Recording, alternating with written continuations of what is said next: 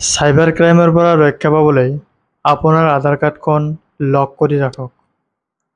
বৰ্তমান আমাৰ সকলো ডকুমেণ্টছৰ লগত আধাৰ কাৰ্ড লিংক হৈ আছে। গতিকে এই আধাৰ কাৰ্ডখন ব্যৱহাৰ কৰাৰ আগত বা ক'ৰবাত দিয়াৰ আগত কিছুমান সাৱধানতা অৱলম্বন কৰিব লাগিব। যেনে ধৰক, আপোনাৰ আধাৰ কাৰ্ডখন কোনোবাই যদি বিচাৰে কিবা কামৰ কাৰণে, তেনেহ'লে ভাবি চিন্তি দিব আৰু OTP দিয়াৰ আগতে এবাৰ চাই ল'ব।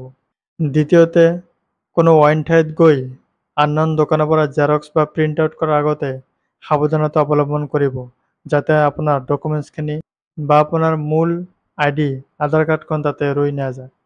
আৰু আধাৰ কাৰ্ডৰ সৈতে জড়িত যিকোনো চাইবাৰ ক্ৰাইমৰ পৰা ৰক্ষা পাবলৈ আপোনাৰ আধাৰ কাৰ্ডখন লক কৰি ৰাখক।